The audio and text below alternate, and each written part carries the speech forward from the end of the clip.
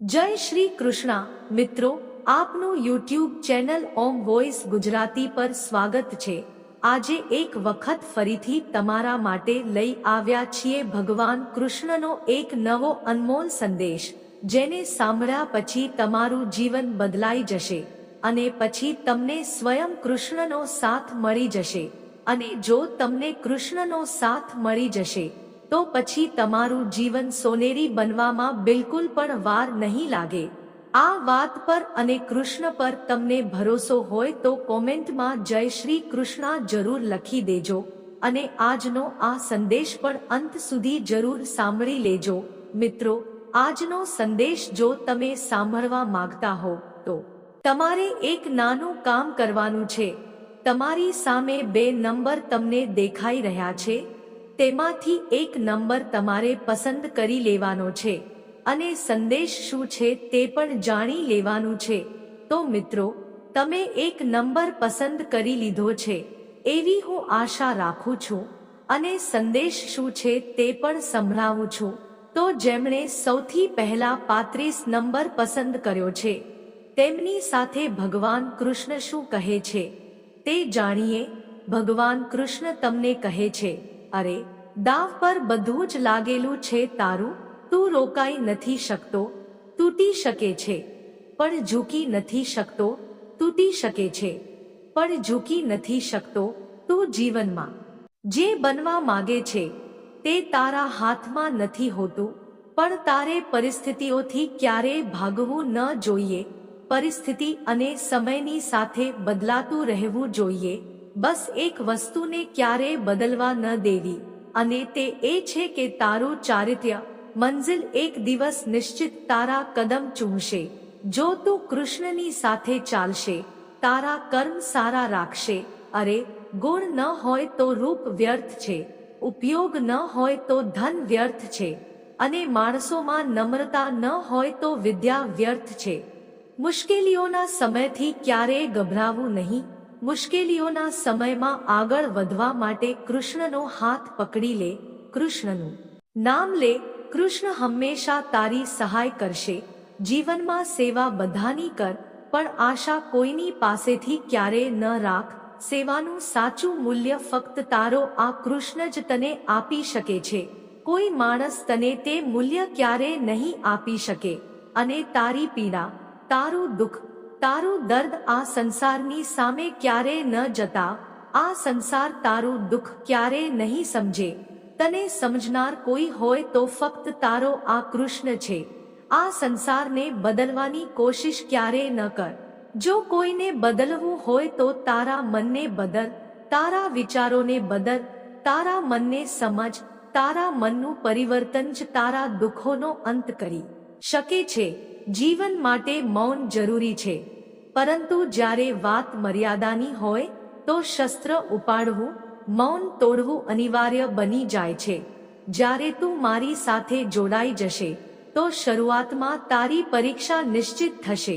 કેટલાક લોકો આ પરીક્ષાને દુઃખ સમજી લે છે અને મારી સાથે નાતો તોડી દે છે, પરંતુ કેટલાક લોકો આ જ પરિસ્થિતિઓને, આ જ દુઃખને મારી કૃપા સમજે છે અને પછી તે મારી વધુ નજીક આવી જાય છે।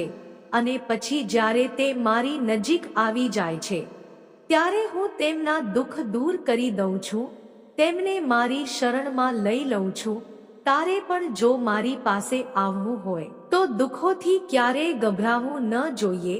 દુઃખ જો આવે છે તો તે તારા જીવનનો એક અગત્યનો હિસ્સો હોય છે, જે તને ઘણું બધું શીખવે છે। મુશ્કેલીની ઘડીમાં આગળ કેવી રીતે વધવું, જીવન કેવી રીતે જીવવું, આ તને દુઃખ અને દર્દ જ શીખવીને જાય છે।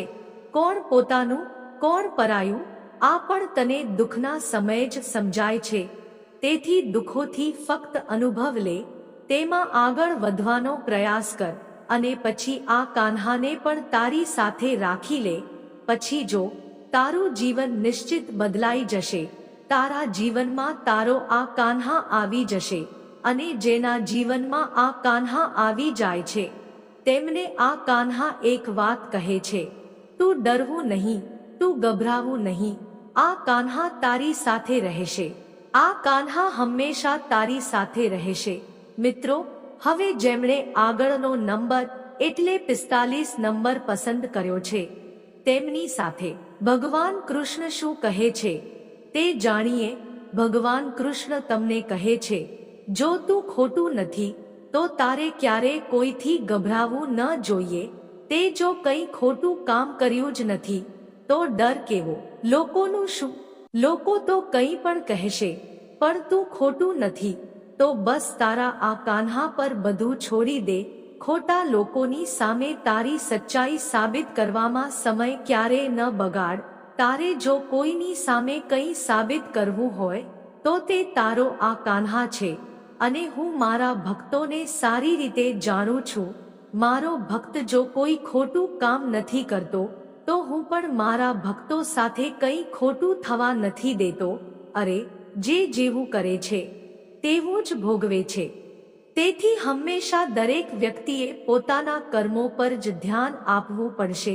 તે જેવા કર્મ કરે છે તેવું જ તેને ફળ મળે છે. જો તને કંઈ સારું જોઈએ તો નિશ્ચિત તારે કર્મ પણ સારા જ કરવા પડશે. મારા પર થોડો પણ વિશ્વાસ રાખનાર વ્યક્તિ ક્યારે આશા નથી ગુમાવતો, કારણ કે તે હંમેશા સત્યની અંતિમ વિજયમાં વિશ્વાસ રાખે છે. ક્રોધને ગુસ્સે થયા વિના જીત, બુરાઈને સારાઈથી જીત, કંજુસાઈને દરિયાદિલથી જીત અને અસત્ય બોલનારાઓને સત્ય બોલીને જીત.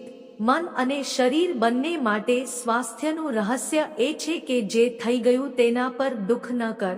ભવિષ્યની વધુ ચિંતા ન કર. અરે, ભવિષ્ય વિશે તું વધુ કંઈ નથી જાણતો. તારા હાથમાં ફક્ત પ્રયાસ કરવું છે. તારા પ્રયાસને, તારી મહેનતને ફળ આપવાનું કામ આ કાન્હા કરે છે. અને તારા જીવનમાં જે ગયું છે તેને પણ તું ક્યારેય બદલી નથી શકતો. તેમાંથી તો બસ તું અનુભવ લઈ શકે છે. તારા માટે જો કંઈ મહત્વનું છે તો તે છે તારો આજનો વર્તમાન, આજની પળ. તેથી આ પળમાં જેટલું બને તેટલી મારી ભક્તિ કર, સારા કર્મ કર, સખત મહેનત કર. તારી મહેનતનું ફળ તને નિશ્ચિત મળશે. અને જો તું મારી ભક્તિ કરશે તો તારા દરેક સંઘર્ષનો સામનો કરવા માટે હું તારો હાથ પકડીશ. હું ત્યારે ખૂબ ખુશ થાઉં છું જ્યારે હું જોઉં છું કે દુઃખો હોવા છતાં પણ આ માણસ મારા પર ભરોસો રાખે છે. અને એવા ભક્તોનો ભરોસો હું ક્યારેય તૂટવા નથી દેતો. દરેક અનુભવ તને કંઈક ને કંઈક શીખવીને જશે. તેથી જીવનમાં અનુભવ મહત્વનો છે. ભૂલથી પણ કંઈક ને કંઈક શીખી લે. અને કંઈ સમજ ન આવે તો સલાહ લેવાની પણ કોશિશ કર. આ દુનિયામાં દરેક કોઈ એટલું હોશિયાર નથી હોતું અને જીવનમાં દરેક કોઈ એટલું મૂર્ખ પણ નથી હોતું. દરેકમાં કંઈક ને કંઈક ગુણ નિશ્ચિત હોય છે અને દરેકમાં કંઈક ને કંઈક બુરાઈ પણ હોય છે. બસ તારે નક્કી કરવું છે કે તારે શું જોવું છે. આગળની વ્યક્તિમાં જે સારું છે તે લે અને જે ખરાબ છે તે ત્યાં જ છોડી દે. તારામાં પણ જે સારું છે તેને વિકસાવવાની કોશિશ કર, પણ તારા અવગુણોને ખતમ કરવા માટે પ્રયાસ કર. જ્યારે તું પોતાના પર ધ્યાન આપે છે, પોતાને સારું વ્યક્તિ બનાવવાની કોશિશ કરે છે, તો તારી સહાય આ કૃષ્ણ પણ કરે છે.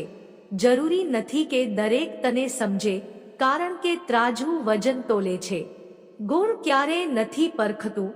જે વ્યક્તિ પાસે સંતુષ્ટિ નથી હોતી તેને ગમે તેટલું મળે તે અસંતુષ્ટ જ રહે છે.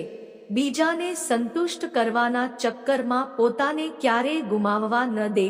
જે સંબંધમાં તારું હોવું કે ન હોવું સરખું થઈ જાય ત્યારે તારું ત્યાં ન હોવું જ સારું છે. તેથી એવા સ્વાર્થી લોકો સાથે રહેવાથી સારું તું મારો હાથ પકડી લે. હું તને ક્યારેય એકલો નહીં છોડું. હું હંમેશા તારી સાથે ચાલીશ અને તને કહીશ, તું ડરવું નહીં, તું ગભરાવું નહીં. આ કાન્હા તારી સાથે રહેશે. આ કાન્હા હંમેશા તારી સાથે રહેશે. મિત્રો, ભગવાન કૃષ્ણનો આજનો સંદેશ તમે સાંભળ્યો હશે, તો આજનો સંદેશ તમને કેવો લાગ્યો કોમેન્ટમાં જરૂર જણાવજો. અને આજના સંદેશ દ્વારા તમને કઈ શીખ મળી છે તે પણ કોમેન્ટમાં જરૂર જણાવજો. આવા જ સંદેશો જો તમને સાંભળવા ગમે છે તો ચેનલને સબસ્ક્રાઇબ જરૂર કરજો, બાજુનું બેલ બટન પ્રેસ કરી રાખજો, જેથી આવનાર દરેક નવો સંદેશ સૌથી પહેલા તમારા સુધી પહોંચે. મિત્રો, તમે કયો નંબર પસંદ કર્યો હતો તે પણ જરૂર જણાવજો. ફરી મળીશું નવા સંદેશ સાથે. ત્યાં સુધી બોલતા રહેજો જય શ્રી કૃષ્ણ, જય શ્રી કૃષ્ણ. આભાર.